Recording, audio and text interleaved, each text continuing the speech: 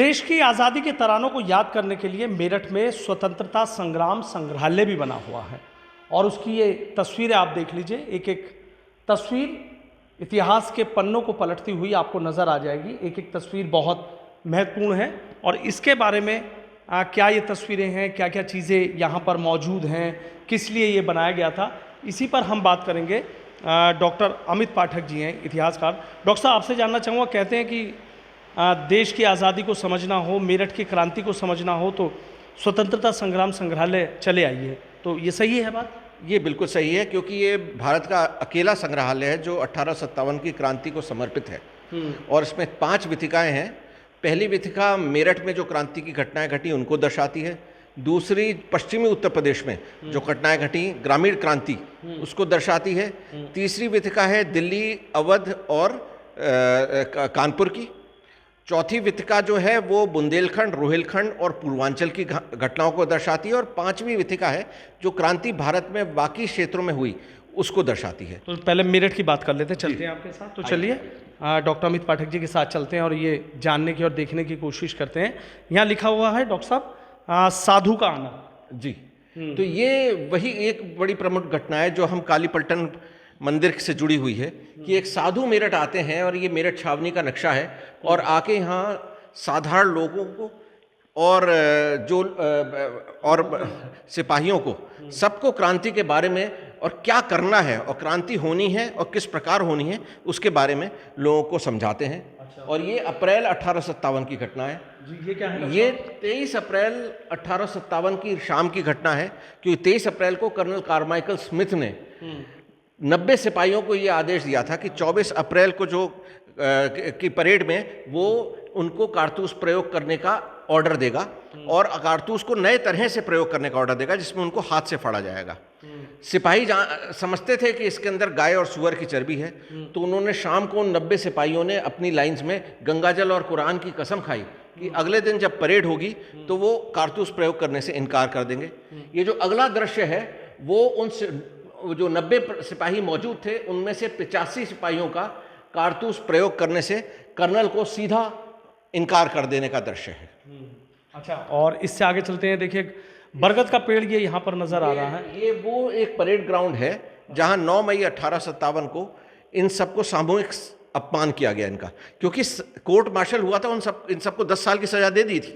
किंतु 9 मई 1857 में अंग्रेजों ने सोचा कि हिंदुस्तानी सिपाहियों की ये घटनाएं कारतूस इनकार करने की भारत में कई जगह हो गई हैं, तो उन्होंने एक स्पेशल परेड का आह्वान किया और इस परेड में थी इस स्थान पर जहां आज भी ये बरगद का पेड़ और ये पत्थर गेट का ये गेट का साइड का एरिया ये अभी बचा हुआ है और ये बिल्कुल छावनी के अंग्रेजी क्षेत्र के मध्य था।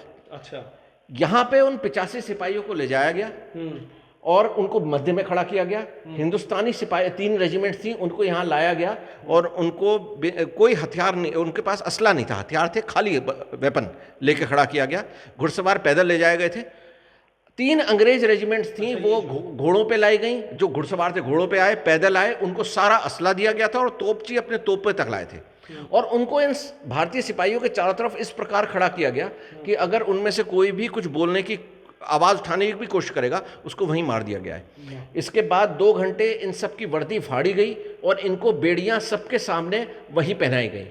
ये सिर्फ इनका अपमान नहीं था, ये अपमान सारे भारतीय सिपाहियों का था कि वो जानते थे अंग्रेजों की बंदूक की नोक पे हमें खड़ा करके दिखाया जा रहा है। ये डॉक्टर साहब लिखा मेरठ का पुलिस विद्रोह।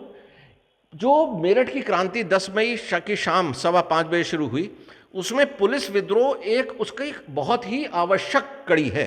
मेरठ में सिर्फ सिपाहियों ने विद्रोह नहीं किया था, पुलिसकर्मियों ने विद्रोह किया था, सारे पुलिसकर्मी।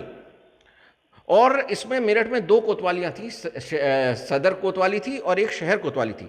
तो सदर कोतवाली के जो कोतवाल थे धन सिंह वो और शहर कोतवाली के जो कोतवाल थे राव बिशन सिंह, दोनों ने क्रांति में भाग लिया था। अच्छा, और सारे सिपाहियों ने भाग लिया था। तो ये उस पुलिस क्रांति को दर्शाता हुआ ये। डॉक्टर साहब, ये क्या है, थोड़ा सा इसके बारे में? ये जो है ये क्रांति जब हुई तो अंग्रेजों को किस प्रकार से सदर बाजार में हमले किए साधारण नागरिकों ने, ये वह दृश्य उसको दर्शाता है। हम अंग्रेजों पे हमलों को दर्शाता है। ये आते हैं हम लोग जो पहले अंग्रेज को मारा जाना, मंगल पांडे बैरकपुर में थे, मेरठ में नहीं थे और वो मार भी नहीं पाए थे, 3 लोगों को घायल किया था। 1857 में जो पहले अंग्रेज को मारा, मृत्यु के घाट उतारा, वो 20वीं पैदल सेना के सिपाहियों ने कर्नल जॉन फिनिस, जो सीओ था 11वीं पैदल सेना का, उसको मारा था। और ये उसको मारे जाने का दृश्य इंग्लैंड में अखबार में छपा था, इलस्ट्रेटेड लंदन न्यूज़ में। तो ये वो दृश्य है, उसी को यहाँ दिखाया गया। ये क्या है? सैनिकों के लाइनों को आंक ये फिर सिपाहियों ने अपने असला अपने कब्जों में किया, कुछ ने अपनी लाइन जो थी जहाँ वो रहते थे उसमें आग लगा दी। ये वो जो क्रांति का दृश्य है, और ये भी इलस्ट्रेटेड लंदन न्यूज़ में इंग्लैंड में पब्लिश हुआ था, उसी को रिक्रिएट किया है इस स्थान पर। और इसमें सबसे आवश्यक बात इस दृश्य के साथ ये है कि सिपाहियों को पहले समय से पता था कि उनको दिल्ली जाना है, और उन्होंने वहाँ एक आपस में बात की, quick brother quick, Delhi Delhi, मतलब दिल्ली चलो। जो दिल्ली जाने की बात मेरठ में 1857 में शुरू की थी, वही आईएनए का भी नारा निकला कि दिल्ली चलो, दिल्ली चलो। अच्छा, दिल्ली चलो। एक ये देखते हैं कि नई जेल पर हमला शाम 6 बजे से 6:30 बजे तक। ये जो जेल थी, ये जो विक्टोरिया पार्क है मेरठ का, वहाँ पर जेल स्थापित थी, जहाँ उन 85 सिपाहियों को सामूहिक रूप से अपमान करने के बाद 9 तारीख को उनको लाके बंद किया गया था, और इस जेल को तोड़ा भारतीय सिपाहियों ने, उनको छुड़ाया।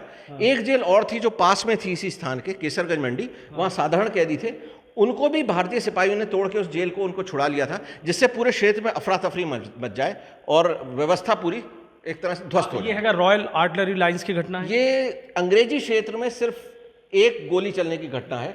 ये उसको दर्शाता है कि 2 अंग्रेज, एक कैवलरी वेटनरी सर्जन था और एक डॉक्टर, वो गाड़ी से जा रहे थे। नंबर 4 आर्य लाइन्स एक बंगला था अंग्रेजी क्षेत्र में, उसको सिपाहियों ने वहाँ गोली मार दी थी। अच्छा, ये बंगलों पर हमले शुरू हो गए थे? ये बंगलों पे हमले शुरू किए, ये किए साधारण लोगों ने, और जितने बंगले थे, ये सब बंगले भी इस परिसर के पास ही हैं। और जितने भारतीय क्षेत्र जो था छावनी का, जिसमें हिंदुस्तानी लोग रहते थे, वहाँ जितने अंग्रेजों के बंगले थे, सबको ध्वस्त कर दिया, सबको आग लगा दी गई थी। अच्छा, ये बहादुर शाह जफर नजर आ रहे हैं क्या? जी। तो फिर रात भर सिपाही चलते रहे, दिल्ली गए कूच करते हुए। सुबह 7 बजे लाल किले में कैवलरी घुड़सवार पहुंच गए थे, 5 घंटे बाद पैदल सेना पहुंची, और उस टाइम तो मिल नहीं पाए, किंतु उसके बाद उन्होंने सब अंग्रेजों को जब हमले कर दिए, उसके बाद बहादुर शाह जफर को वापस गद्दी पे बैठाया और उनसे कहा कि आप नेतृत्व संभालें, क्योंकि हमें एक ऐसा चाहिए सिंबल जिसको नाम पे पूरा उत्तर भारत एक साथ खड़ा हो जाए। तो इसलिए बहादुर शाह जफर को वापस अपने गद्दी पे बैठा दिया था। अच्छा, बता दिया। ये देख रहा हूँ मैं, एनफील्ड राइफल है। ये एनफील्ड राइफल है जी।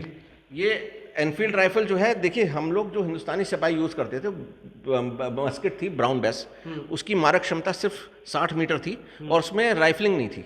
ये पहली राइफल थी जो दुनिया में आई जिसके अंदर गोली थी जैसी आज की गोली होती है, और ये इसकी मारक क्षमता जो है करीब 900 मीटर तक थी।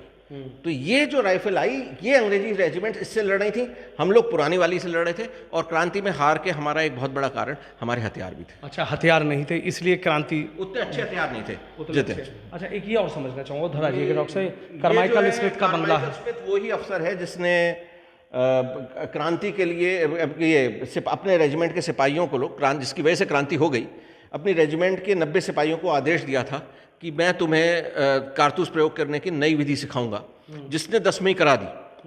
ये अपने बंगले में मौजूद था। इसका बंगला परिसर के बिल्कुल पीछे है, लगा हुआ है, ये भी है उसके आगे। वो यहाँ रहता था। तो जब क्रांति हुई तो वो और उसके साथ 2 और अफसर जो उसके साथ खाना खा रहे थे, वो अपनी जान बचा के भागने में कामयाब रहे। कुछ अंग्रेज अफसर जिनको परेड ग्राउंड में हमले हुए थे, वो भाग के आए, और उनके पीछे क्रांतिकारी सिपाही भी आ रहे थे। वो आए और क्रांतिकारी सिपाही फिर बंगले में नहीं घुसे। तो ये जाके जो वहाँ के नौकर थे, उनकी जो लेटरिन थी, टॉयलेट से, उसके अंदर छुपे रहे। 3 ने बचने की कोशिश की, तीनों मारे गए। 3 रात तक छुपे रहे। जब अंग्रेज अपनी फौज लेकर पूरा आए, करीब 11 बजे छावनी के इस क्षेत्र में घूमे, तब ये लोग उनके साथ मिल गए। तो आप इसमें ये भी देखेंगे कि अंग्रेज़ों का जो रिएक्शन टाइम इतना स्लो था कि क्रांति हो गई, और हमारे सिपाही तो दिल्ली की ओर निकल भी गए थे, और ये अफरा तफरी में ही फंसे रह गए। ठीक है, बहुत बहुत शुक्रिया। तो देखिए, इतिहासकार हैं डॉक्टर अमित पाठक, किस तरीके से उन्होंने जो स्वतंत्रता संग्राम संग्रहालय है, उसमें एक एक तस्वीर ऐसी है कि जब आप यहाँ आएंगे, यहाँ घूमेंगे, यहाँ तमाम जानकारियाँ लेंगे, तो ऐसा लगेगा कि जैसे इतिहास के वो 10 मई 1857 के इतिहास के पुराने पन्ने पलट गए हैं, और आज़ादी की जो यादें हैं वो ताज़ा हो गई हैं।